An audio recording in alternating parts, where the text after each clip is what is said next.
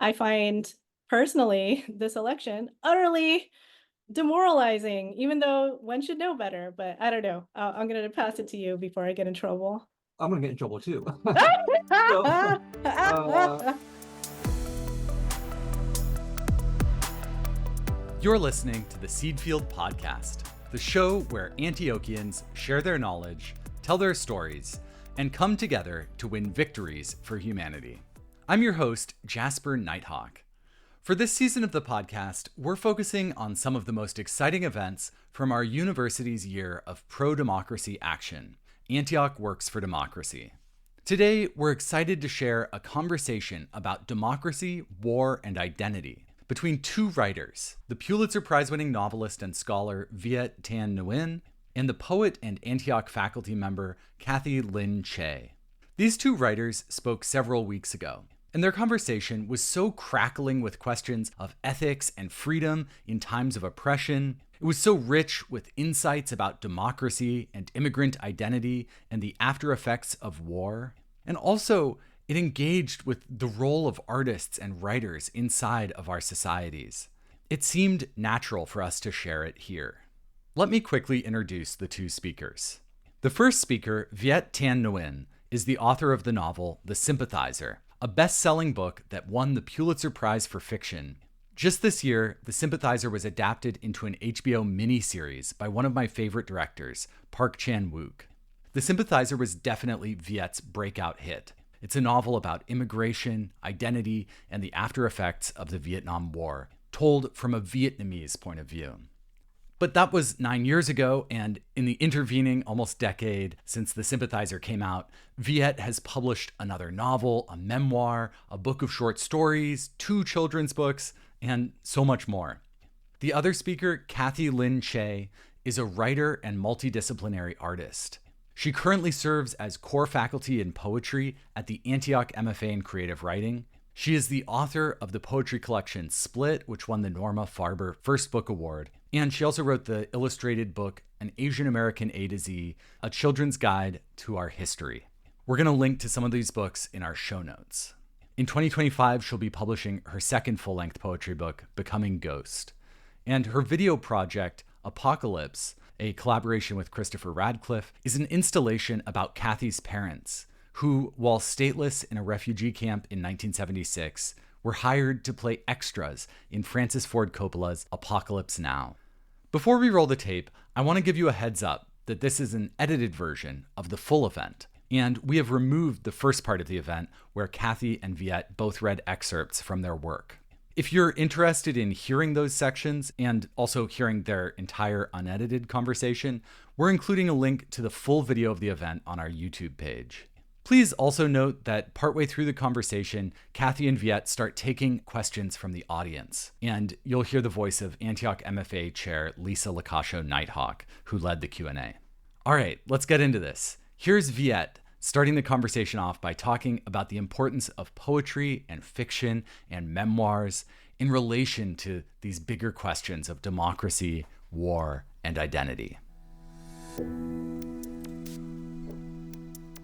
I think there's a faith that both of us have in the power of the literary arts, whatever forms we've chosen, that this still matters in a democracy where we're allowed to acknowledge, or we've seized the opportunity to demand that the erasure be recognized and that voices be heard, that literature matters in mounting rebuttal. Our tools or our weapons, whatever metaphor you want to use, are small in terms of budget or cost or whatever. I like to say that poems cost nothing except the poet's life, and who cares? Who cares about that, right? But it's precisely the fact that no one cares, and I'm speaking. I love it. No, I mean it. But American poets, and if we talk about the American world, American poets, I believe, were the first artists to respond in the anti-war movement. Yeah. It wasn't the Hollywood, it wasn't filmmakers, it wasn't even novelists. And so when we talk about democracy, war, and identity, here it is. It's like poems, it's poetry that's trying to carry that spirit alive of our humanity, what our supposed democratic project is. And I say supposed because every time in A Man of Two Faces, when I say America or the American dream, you don't see this, but the text is capitalized and there's a trademark symbol. Yes, technically I guess we're a democracy, but we failed so many times in so many ways, our own people who live in the country, and we failed many of the countries that we've interfered in. Yeah, I mean, my first question was going to be about the topic of writing and democracy, and we're entering an election year. So it's a very fascinating thing for our industry. I love that poetry, for the most part, exists kind of outside of the market. It exists sort of within a gift economy. Somebody can make a little bit of money on it, but it's not enough to sustain you. So most poets do it because they love it. They do it because they can't do anything else. They're drawn to it. There's something primal about poetry. There's something connected to the spirit that really feels like a necessary act that doesn't necessarily bring you great fame or reward at the end. So there's something I find extraordinarily pure about it. And there's nothing that pure, right? But I just think that it is not surprising, because when we think about even the early Asian American movement, the literature that accompanied that, for the most part, a lot of those early magazines always had a poetry folio. So that is also a way where it is the voice of protest, and it is a voice of clarity and a voice of movement. So I don't think that it's only poetry that can do it, obviously, because it's not the most popular art form, but it is a component of, and I'm thinking about, at this moment, the poets who are being killed in Gaza, and how many poets we've lost as a result of people who, in their poetry, are speaking to humanity or speaking protest, and they are targeted for speaking the truth, poets and journalists. And there's so much about writing writ large, about our periodicals and the ways that they use language to obfuscate, obscure, take away blame from a particular agent. All of these things are within our language. So there is something very powerful about the rescue of language, about naming something with clarity and with the level of precision that has to take place when you're writing, that feels to me like a corrective. So that's part of what I think about when I think about poetry. I'm going to say, yeah, America TM democracy, because I find personally this election utterly demoralizing, even though one should know better. But I don't know. I'm going to pass it to you before I get in trouble. I'm going to get in trouble too. So, uh, to your first point about, the power of poetry, but literature in general, we live in a crassly materialistic society, capitalist society, and there are many of these kinds of societies all over the world. And we're constantly being told that literature doesn't matter. What matters is like finance and business. And if you have to talk about art, it has to be like very expensive art or movies or music or video games or whatever. No one cares about literature. At the same time that this mechanism is happening about the commodification of culture and so on, and literature is not supposed to be a commodity and no one cares. We're living in an era of book banning and Yeah, and book burning. So in fact, people do care. They people do dismiss care. it, they marginalize it, but they're so scared of it that books are symbolic of ideas of subversion, Yeah, right? And yeah. so when it does matter, as you said with Poets of Gaza, then they must be eliminated, and the books here must be Hmm. eliminated. The conditions we're living Hmm. under here are obviously not as extreme as what's happening in Gaza. Right. I think there's a symbolic continuum in the literary world between outright slaughter in Gaza and sort of the symbolic erasure and suppression of Mm, writing here, which points to the fact that what's happening in Gaza, Israel's war in Gaza, and the destruction of Israel's democracy by Israelis themselves is connected to the erosion of our democracy here, because we support our government, mhm, and many people support the Israeli project. So about democracy, yeah, I'm demoralized too in terms of electoral politics. I do think that as much as this election matters for Americans and all of our various interests and causes and all of that, I don't think it's going to make a huge amount of difference to the rest of the world in terms of American power. Because in A mhm, Man of Two Faces, I talk about the fact that we have quiet Americans and ugly Americans. Ugly is obviously Donald Trump, but the quiet American, whether it's Bill Clinton, the Clintons, or President Obama, or maybe President mhm, Harris, they'll still kill you. Now, they'll do it with like liberalism and politeness and whatever, but they'll still kill you mhm, with drone mhm, strikes and $20 billion mhm, in aid and bombs.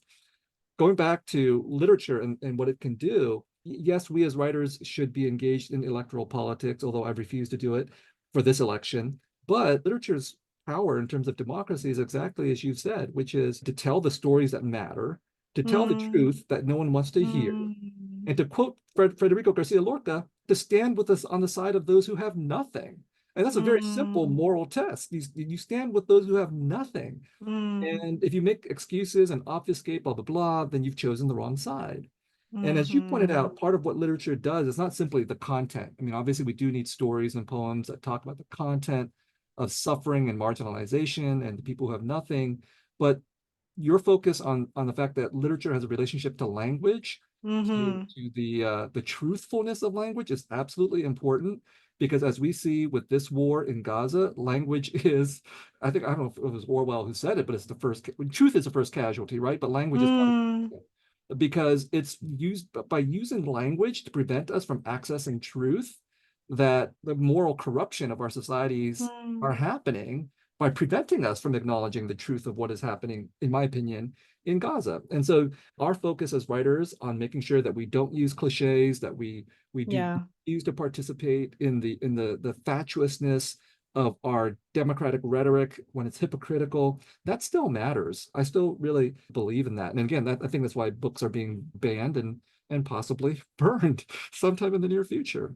Yeah, I have to agree that poetry, or I'll say literature writ large, is deeply powerful. And there are books about how the CIA had something to do with the creation of the Iowa Writers Workshop.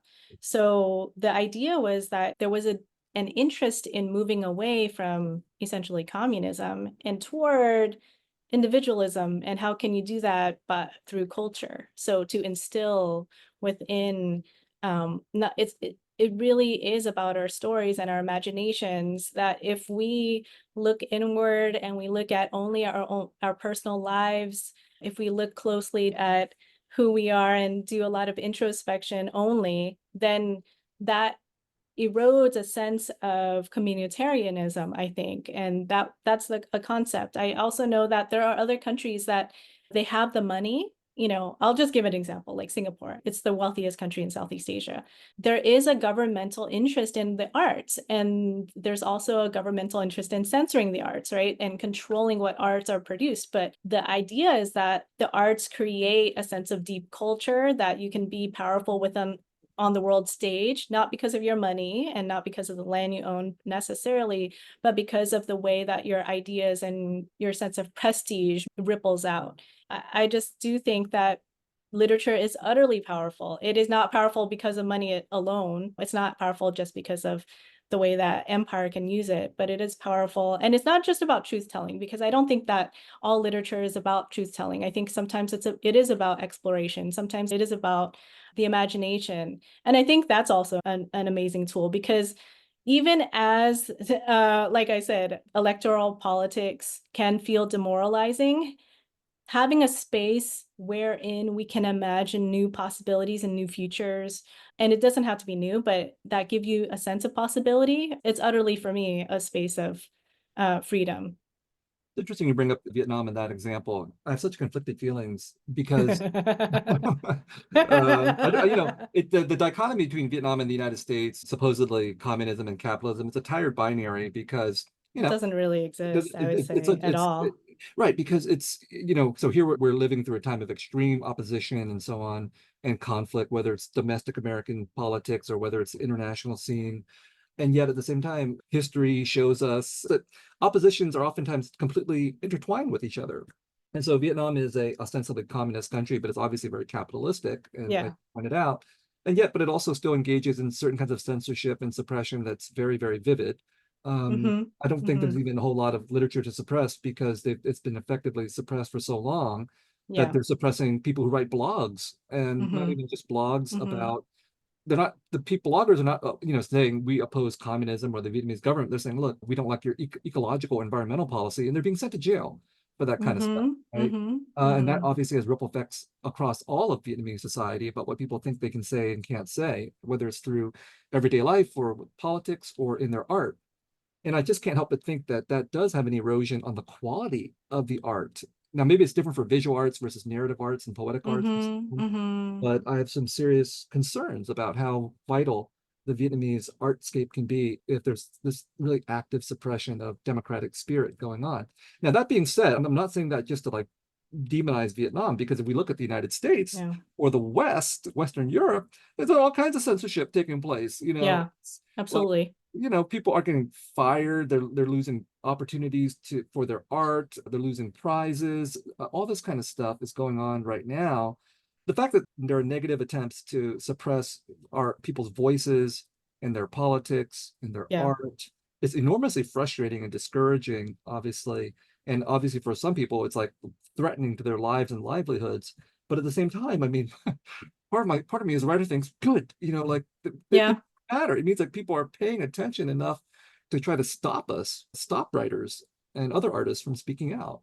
Yeah, I mean, like, I was thinking I would be proud to have one of my books banned at some point. I will say I mean, in the United States or elsewhere, that means I'm probably saying something that is on the side of justice, or something that is like, that threatens empire, actually. That is going to threaten capitalism or empire, or a sense of who gets to be a person. I think that is probably why books are being banned in the US, at least. I don't know what happens when books are banned and censorship is upon us, but I think I've noticed, for instance, when I was in Singapore, I was noticing a very robust underground. There was a room. It was packed full of people who were listening to spoken word, because they knew that this was not allowed in larger society. And there's certainly utterly frightening about the rise of fascism in the US and the rise of censorship, the way that our universities and our governments are censoring what you can say and what can't say. That is very scary. But I also am looking at places where censorship is strong, and I do think that those powers must be overturned. And while censorship is upon us, there's still this powerful underground. I don't think people can accept it, ultimately. I think that there's always ways around truth telling or censors, whether it be slant or directly or through underground pockets. In the United States, we've been talking a bit about Israel and Gaza and Palestinians, but in the United States, the most banned books so far have been books by Black authors and by LGBTQIA authors. And that says something about what is at the core of American phobias. What are the sins of our own history, and what are the binaries that are so rigid that some people cannot let them go? So it's not only about war and imperialism, although those are very central to the democracy of the United States. But as you were implying also with the Vietnamese example, people are unsettled by questions of very personal identities and sexualities as well. So, Lisa, do you have any questions from the audience for us? I just want to say, what an absolutely thrilling conversation. I've just been enjoying listening to you both so much. Amy, who's one of my colleagues at Antioch, asks, what can we learn from your brilliant writing and scholarship about the American war in Vietnam and the American myopic view of that war that can help us, parenthetical, white Americans, avoid the same colonialist, racist, and xenophobic views about other conflicts around the world now and in the future? I think I have spent a lifetime trying to identify and extract out of myself American mythology and ideology. I think it's, even for people who consider themselves to be liberals, let's say, or maybe even further radical to the left, I think it's really hard to understand how deeply internalized it can be to hold an American-centered point of view. I've seen so many instances within myself of how I've fallen prey to that reflexive Americanness inside of me. It's taken several books to try to understand what that ideology, what that mythology is, and how to think about the complexities of power, as I think Cathy and I have been trying to articulate in our conversation. It's never just one issue, it's many issues, and they're always intertwined, because our country was founded not just on one form of oppression and power, but on multiple kinds that were taking place simultaneously. And this idea that we're the best country on earth, the greatest country on earth, even those of us who might be skeptical about that, I still think, that's why I preface my comments about Vietnam by saying, hey, I want to be critical of Vietnam, but not fall into the trap of reflexively lionizing or valorizing American democracy and its values and so on. All this is to say, I think it's such a lifelong project to do this kind of work, and we're not alone. The issues of solidarity and coalition are so crucial in terms of recognizing that so much of what Cathy and I have been talking about, I think, have been dealt with by other people generations earlier. And so very little of what we've been saying, I think, is new to American history and the problems that it's confronted. It's just that we exile, we erase the people who have brought up these kinds of issues before, but their written legacies, I think, and other legacies still remain with us, but we have to do the work of finding those books and identifying our genealogy and our solidarities. I love that. Thank you, Viet. I would say along those lines, the Vietnam War gave rise to a whole generation of people who participated in protest and solidarity movements and coalition building. And so the term Asian American was born out of the anti-war movement. It was born out of Asian American coalition building, and it was alongside the Black Power movement. The fact that my parents and I are in this country are probably a direct result of the civil rights movement. The Immigration Act of 1965 opened the doors for that. So much of what happened during Vietnam also created the effect of empowering people and having people come together. So I think that there is something to that. We have a question from Nia Nguyen who asked, have both your and Viet's books been banned or burned? But I feel like you kind of addressed that, Cathy. Yeah, Viet, you go, because my book hasn't been banned yet, but I have a children's book, an Asian American A to Z, which talks about solidarity. It says Free Palestine in it, so we'll see. So, most of my books are not allowed to be published in Vietnam. I mean, as far as I can tell, there's no official list of banned books in Vietnam, but everybody seems to understand there's certain things you can publish and certain things you can't. So, I've had a translation of The Sympathizer ready to be published in Vietnam with a Vietnamese publisher since about 2016 or 2017, and everybody's too scared to publish that book and a couple of other books of mine as well. In the United States, nothing's been banned, and I think it's interesting to think about one possibility why, which is when we talk about the Vietnam War, which a lot of my writing is about, my writing is about much more than the Vietnam War, but people identify that with me because I'm Vietnamese, therefore that's the only thing I can talk about. And if I talk about the Vietnam War, people say, well, he's talking about the Vietnam War. When you actually read my writing, I think it's actually about connecting the Vietnam War to so many other wars and so many other issues in the long history of the United States. I don't think people are going to ban books that are critical of the Korean War or the Philippine-American War or the Vietnam War because Americans don't care. They've forgotten about these wars. There's so many wars that we have forgotten in American history. And so I think we've internalized how natural war is to us that it doesn't even bother us. We don't remember these kinds of things. And that's why I think there are more books banned by Black authors and by queer authors and trans authors, because those actually do speak very immediately to how history is completely wrapped up in a way that feels extraordinarily personal to a good number of Americans. I'll just say in the US, you're provisionally allowed to exist in a safe space, in a safer way than in other times. So at any point, the US could pivot and say, okay, Japanese Americans, you actually, you should be incarcerated, right? So there is a kind of sense that whatever it is right now that we are allowed to do and say, that can be taken away at any moment if you are suddenly identified as the enemy. So I do think that our ability to write and speak and say whatever we want, I find it to be like fairly provisional at this moment. We have a couple more great questions. This question is from Not Lam Nguyen, who asks, you mentioned the censorship issues. Sure, we have censorship all over the world, but I think the biggest difference is consensus of citizens, saying the nationalism wave of Vietnam has strengthened ever since the death of Nguyen Phu Trong. Hence, there's a yearn of citizens asking for a stricter censorship in the name of patriotism. Using barriers as a metaphor, is it moral for a country to build the barriers as a result of their citizens' request? Because that's still considered democracy, right? Or is it self-destructive for any barrier, as their self-determination would be lost? Is it too Eurocentric of morality if we got to decide the democracy in our name of intellectualism?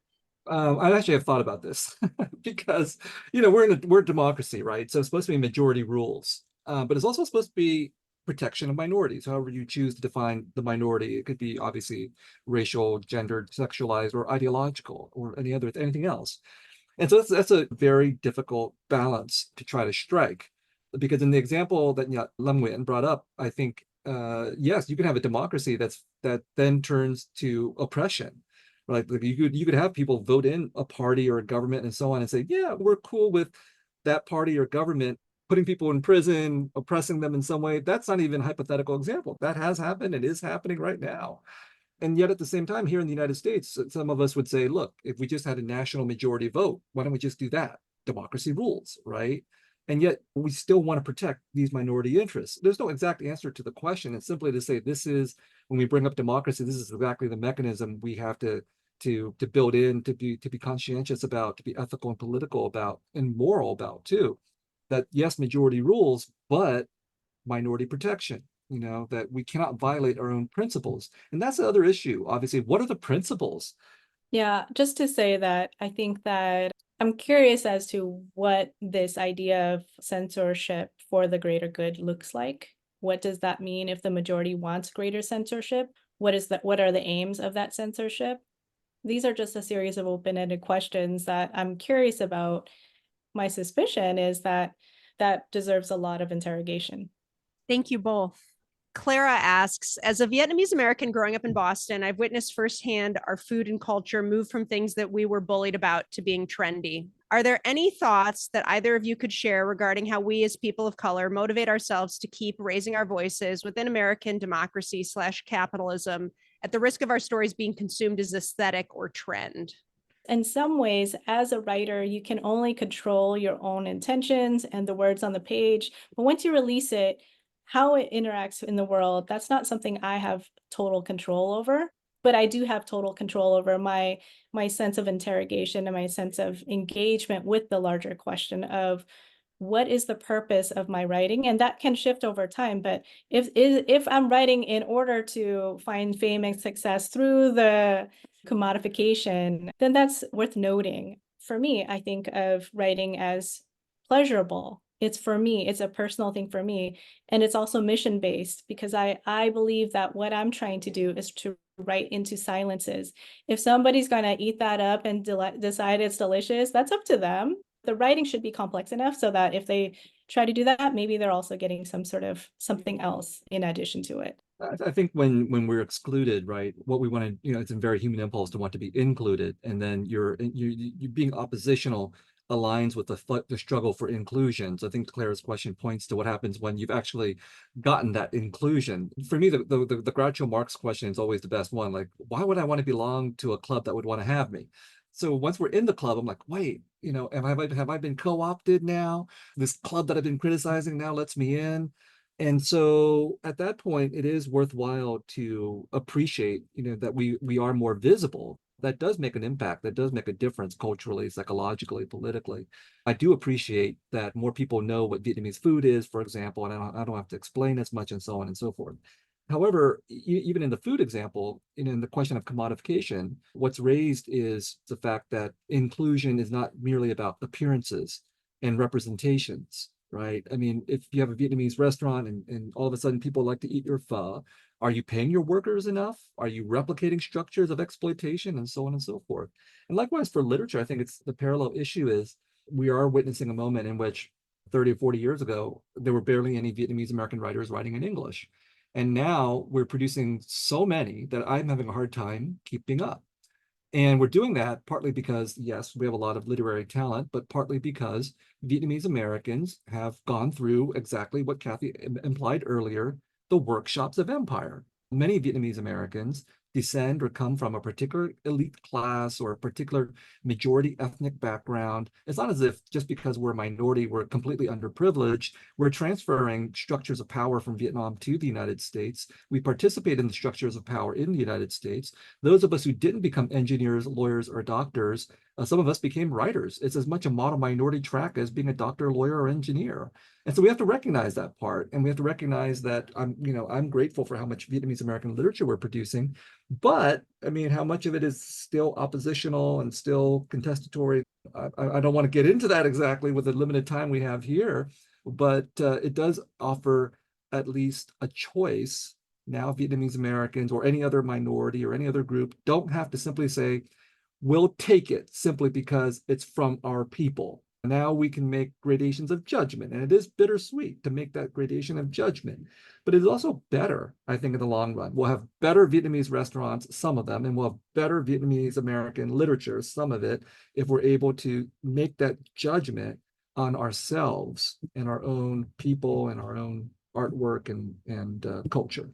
Yeah, and I'll just say one additional thing. It's good to have so many Vietnamese American authors in conversation with one another because, just as Viet says, face it, many of us come from specific kind of an educated class in Vietnam. Like my parents did not. And I'm also sort of like, my dad comes from a racial minority in Vietnam too, indigenous minority too. So there is room for so many of us. So that can be sort of thinking about that rather than think about sort of appeasing some mass audience that, doesn't really see you. I think that is useful. I have one more question. It's from Asen, who says, can you speak to the role major and indie publishers are playing in service to or in resistance to empire? From the outside, and as someone who has grown up witnessing the culture's war in the war on terror, it's hard to see where literary conglomerates play a vital role in producing friction for empire and capitalism, especially given how consumptive it all feels. I don't know. I mean, I will say that my first book was published by an independent publisher. My second book published by an independent publisher. My first publisher, Alice James Books, publishes only poetry. If you're going to only choose to publish poetry, you're not doing a great job at capitalism. I'm sorry, like you're just not. But it's a choice, and it's an artistic choice to move into. And Haymarket Books is an independent publisher, and they are very politically leftist, right? And so they actually don't do capitalism that great either in some ways, right? My third book will be under a Big Five press, which is much more diverse in terms of the stories and the politics and the ways that they think about it. And they are much more of a business. And being a business, I don't think that their mission is to disrupt empire. I think their mission is to reap the most money they can and make a profit, So I think that there is a difference between the independent houses and what they are doing and what they feel free to do. And so taking more risks with poetry and experimentation and with writing that might get banned somewhere, I think that there isn't going to be as much concern about, well, this will alienate these audiences this way, or this is too experimental or strange. We're not going to take it on. In fact, some of that sometimes like within those spaces, finding something utterly new, different, strange, but great is a win for them. I'm published by university presses, but also my fiction and nonfiction comes out from Grove Atlantic, which is an independent press that is a larger one. So it works nearly like one of the larger publishers. I'm very lucky to be in sort of what I think of as a sweet spot between the commercial, the independent. But last thing, in this vein of the independent press, let me just make a pitch or a shout out to the many literary collectives that are out there that are not doing the work of the commercial. They're sustaining and supporting writers and artists by giving them opportunities, by giving them fellowship, but also the social world of literary fellowship and artistic fellowship that are keeping the spirit alive and through many different kinds of programs, and nurturing independent voices, new voices, oppositional voices, all the kinds of things that may eventually be co-opted by the Big Five, but oftentimes will not. And so when we're talking about democracy and identity, the United States is a very capitalistic country, but nevertheless, there is a streak of the avant-garde and the radical and the independent and so on that exists at the level of the literary. People, recognizing that they are not supported by capitalism and by big institutions, have created their own enclaves and collectives through these artistic societies. We've had them for a very long time. We have them today. If you're a writer, editor, somebody in the literary and artistic worlds, and you're not participating in one of these types of collectives and you feel isolated and alone, well, they exist out there for you to also find solidarity with. And also maybe it's a call for you to create it yourself. That's a good note to end on. Yeah. Thank you so much. Thank you so much, everybody. Bye.